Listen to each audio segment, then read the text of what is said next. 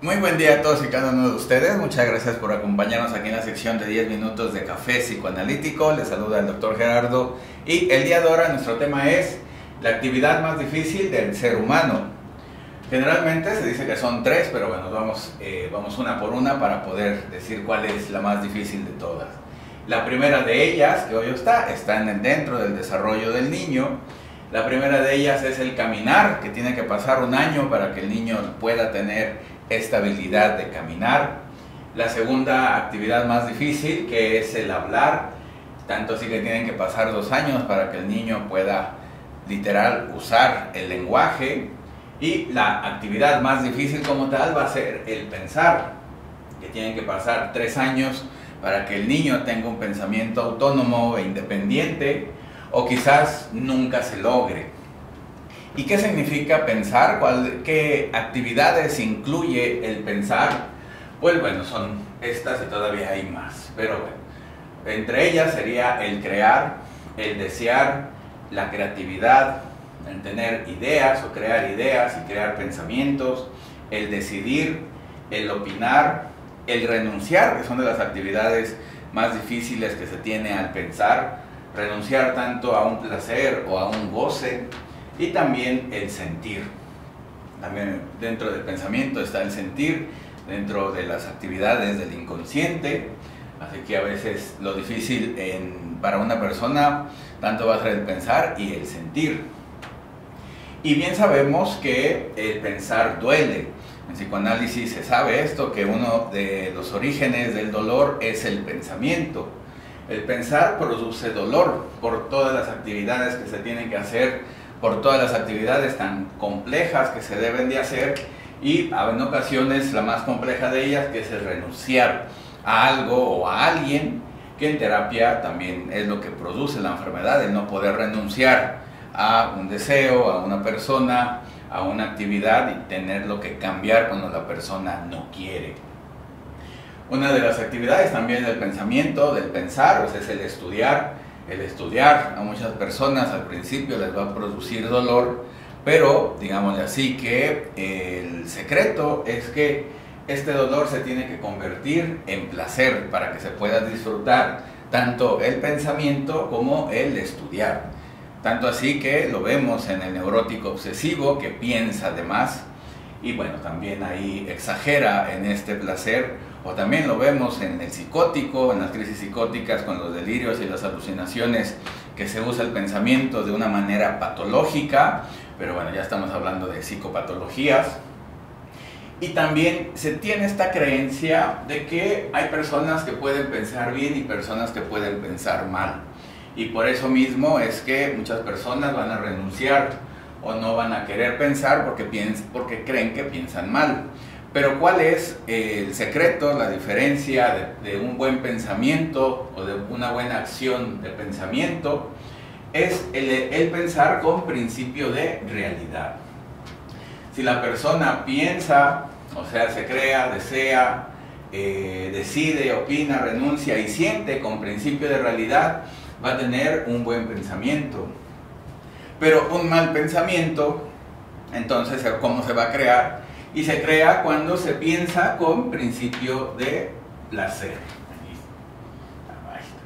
Principio de placer. Esa va a ser la gran diferencia entre pensar bien y pensar mal.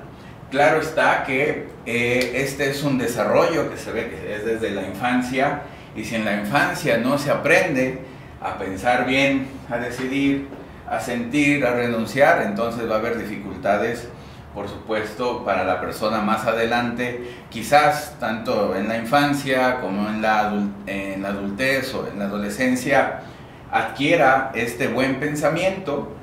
Siempre y cuando adquiera este buen principio de realidad, entonces sí lo va a poder lograr. Pero bueno, si no se logra, entonces ¿qué va a suceder? Lo contrario a pensar, que es, bueno, la primera de ellas es trabajar. El repetir una acción todos los días, una y otra vez, sin ningún cambio, lo va a poner de esa manera. Que a fin de cuentas es esta parte de lo contrario de pensar, es repetir. Cuando repetimos una acción, un pensamiento, una decisión, una opinión, un sentimiento una y otra vez, ahí la persona deja de pensar para solamente repetir. Otra actividad contraria al pensar es el obedecer. Las personas prefieren mejor obedecer a pensar solas. Entonces esto es algo también importante, que lo vemos tanto en terapia como en la vida cotidiana, de obedecer o repetir teorías, ideas, deseos, opiniones e ideologías, que crearlas o pensarlas como tal. En una actividad que se hace muy cotidiana, sin mayor problema, es el repetir canciones, el cantar canciones. Ahí la persona no piensa, solamente repite una canción. Puede ser algo lúdico, sin mayor problema, pero cuando las personas cantan, simple y sencillamente no piensan, no se puede cantar y pensar al mismo tiempo. Y bueno, una diferencia como tal, ¿no? Una cosa es la repetición de, y otra cosa es la creación de.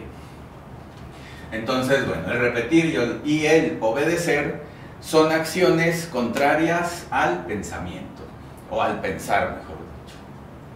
Ahora bien, también se puede estudiar sin pensar, o se puede estudiar sin aportar nada, se puede estudiar sin crear nuevas teorías, y también cuando se hace esto solamente se estudia repitiendo las frases, quizás que vemos ahí mucho en los memes, quizás las frases de Freud, de Lacan, de Nietzsche y de todos los filósofos, que son ahí los más comunes que vemos en las redes sociales, que solamente repiten frases que a veces ni entienden, o a veces sí la entienden, pero no repiten nada más.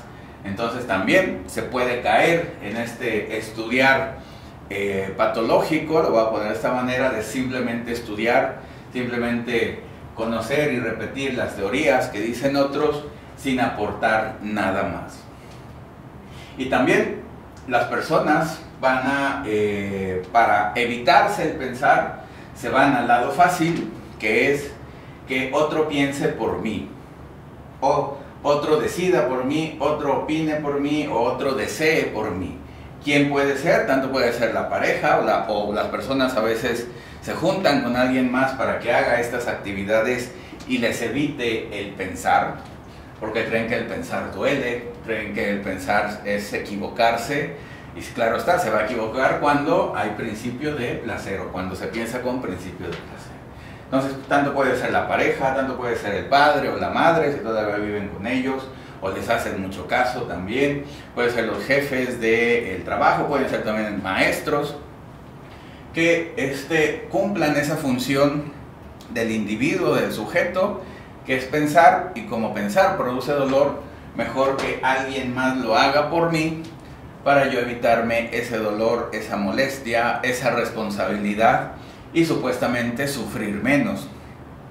Ciertamente que ser borreguito va a tener felicidad de borreguito, lo va a poner así, hacer todo lo que los otros hacen, pensar lo que los otros hacen, o repetir y obedecer y trabajar sin más, pues va a crear esta felicidad de borreguito como tal. Tanto, el trabajar sin aportar, el trabajar sin que haya creatividad, que sería lo contrario a un trabajo repetitivo, a un trabajo creativo, que sería la gran diferencia en usar bien el pensamiento, o dejarlo de usar, o no quererlo usar, o no poderlo usar. También hay que ver si el paciente no puede o no quiere pensar, pero bueno, si está en terapia, puede tanto el aprender a pensar bien, o a pensar con principio de realidad. Así que este tema queda mucho de qué pensar, mucho de qué analizar, tanto dentro de la vida de uno como dentro de los otros, de los pacientes, y que es bueno conocerlo y saberlo para poder empezar a usar el pensamiento con ese principio de placer, que nos va a dar esas buenas elecciones y esas buenas renuncias y esas buenas opiniones y esos buenos pensamientos que sí se pueden lograr. Así que gracias por su tiempo, gracias por su amabilidad y su interés, por estar aquí. Cualquier duda, pregunta, con todo gusto, opinión, lo pueden ahí poner en la caja de comentarios. Y les recuerdo que pueden poner like, suscribirse, la famosa campanita, y compartir el video a alguien que le interese estos temas. Y también suscribirse también a Twitter, Instagram, LinkedIn, Facebook, en todos los lugares que vean Café Psicoanalítico y Unifreud, también la página de Unifreud, www.unifreud.com. Así que bueno, ahí los esperamos y que tengan un buen día.